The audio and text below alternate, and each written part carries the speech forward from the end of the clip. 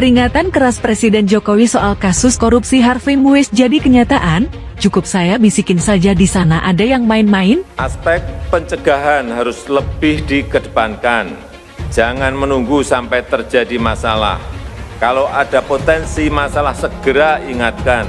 Tapi kalau sudah ada niat buruk untuk korupsi, ada mensreanya, ya harus ditindak. Silahkan digigit saja.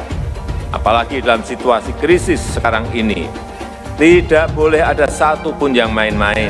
Tidak mungkin suatu penyidik itu menetapkan seseorang jadi tersangka tanpa ada alat bukti atau mempunyai alat bukti yang cukup. Ya, jadi menurut pemikiran penyidik bahwa sampai saat ini kita menetapkan 16 tersangka dan adalah ke-16-nya adalah orang-orang yang pelaku tindak pidana. Seperti itu ya sementara. Jadi kita tidak bisa memberikan persentase, tapi ada keyakinan dari kami, dari penyidik Kejaksaan Agung bahwa orang-orang ini terlibat dalam satu proses tindak pidana korupsi pertambangan timah di 2015 sampai 2022.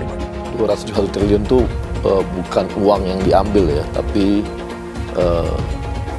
kerugian misalnya ekologis, lingkungan hidup dan sebagainya akibat penambangan itu karena banyak di luaran, wah 200 triliun kalau dibagi ke kita semua berapa tuh gitu kan. Ini sebenarnya nggak seperti itu, tapi kerugian akibatnya akibat penambangan ilegal tersebut gitu, jadi akibat ekologisnya gitu. Nah, kasus korupsi melibatkan Harvey Muiz berdampak buruk bagi karir maupun kehidupan Sandra Dewi.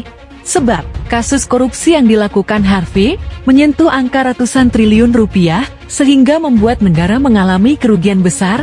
Kehidupan Sandra Dewi menjadi sorotan tajam publik, lantaran sebagian harta kekayaannya didapat dari hasil korupsi sang suami. Terlepas dari hal tersebut, beberapa tahun lalu, ternyata Presiden Jokowi sudah memberikan peringatan keras bagi para pelaku korupsi. Peringatan Jokowi terhadap para pelaku korupsi, walaupun sikapnya dikenal ramah. Ternyata Jokowi pernah memberi peringatan keras terhadap tindakan korupsi. Tampaknya perkataan Jokowi berangsur-angsur menjadi kenyataan karena suami Sandra Dewi terlibat kasus korupsi PT Timah Tbk. Kalau masih ada yang main-main soal korupsi, yang gigit saya sendiri. Ujar Jokowi dikutip kilat.com dari YouTube Bias Channel, Rabu 3 April tahun 2024. Jokowi juga menegaskan, lewat caranya pasti kasus korupsi secara cepat akan terbongkar dengan sendirinya. Lewat cara saya bisa lewat KPK, bisa lewat POLRI, bisa lewat kejaksaan, akan saya bisikin saja di sana ada yang main-main, kata Jokowi sebagai seorang istri. Sandra tentunya merasa khawatir sekaligus kecewa berat atas perlakuan sang suami yang sudah merugikan negara. Melansir dari berbagai sumber, Sandra Dewi juga akan mendapatkan hukuman 5 tahun penjara akibat kelakuan suaminya. Sebelumnya kasus dugaan korupsi tata niaga di PT Timah Tbk yang menyeret suami Sandra Dewi, Harvey Muiz disebut-sebut merugikan negara hingga 271 triliun rupiah.